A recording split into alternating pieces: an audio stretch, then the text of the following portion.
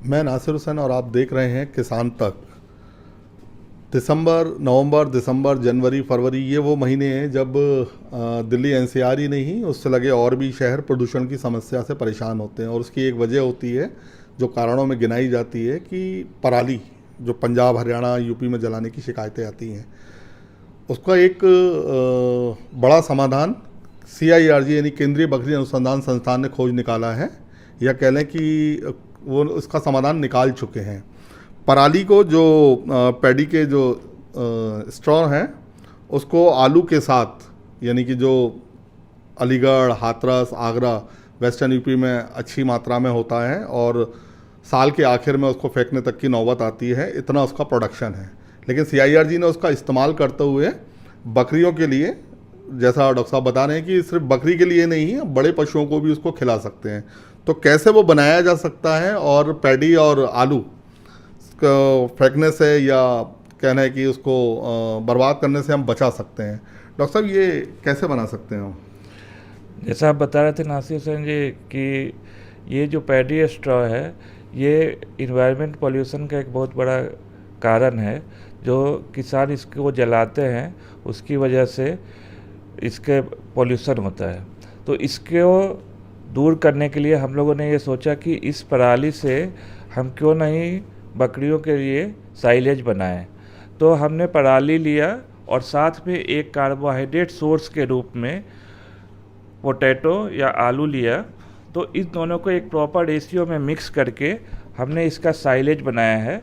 Silage में क्या करते हैं कि पराली और आलू, जो आलू मनुष्य के खाने योग्य नहीं है या उसके रेट इतने डाउन हो गए हैं कि फार्मर्स को उसको फेंकने की नौबत आ गई है, तो उसको आप दोनों को एक प्रॉपर रेशियो में मिक्स करें और इसको साइलेज बैग में बंद कर दें, जिसकी वजह से इसका एनएरोबिक फर्मेंटेशन होगा और करीब 60 दिन के बाद ये आपका साइलेज तैयार हो जाता है। और इस पराली और पोटैटो का जो साइलेज होता है इसको हम बकरियों को भी खिला सकते हैं और साथ साथ इसको हम बड़े पशु को भी खिला सकते हैं। इसको यहाँ हमने बकरियों में इसका एक्सपेरिमेंट भी किया था और हमने पाया कि अगर इसे बकरियों को खिलाते हैं तो करीब करीब 40 से 50 ग्राम प्रतिदिन का ग्रोथ बकरियों में रिपोर्ट की गई। ये जो पराली की वजह से जो प्रदूषण हो रहा है इसको रोकने के लिए इस पराली को हम एज ए एनिमल फीड के रूप में बकरियों को साथ साथ बड़े पशु को भी खिला सकते हैं और इस प्रदूषण से भी अपने आप को बचा सकते हैं। डॉक्टर साहब इसको बनाने की लागत कितनी आती है? देखिए, इसमें जो लागत है वो केवल जो भी इसके इंग्रेडिएंट हैं वो इजीली अवेलेबल है। फार्मर्स के घर में पराली भी अवेलेबल है, उसके घर में आलू भी अवेलेबल है। उसको केवल इसको प्रॉपरली मिक्स करके एक साइलेज बैग में इस टाइप से उसको भर के एनएरोबिक कंडीशन बना के रखना होता है, जिससे उसको वो आलू और पराली एक तरह से फर्मेंट कर जाए।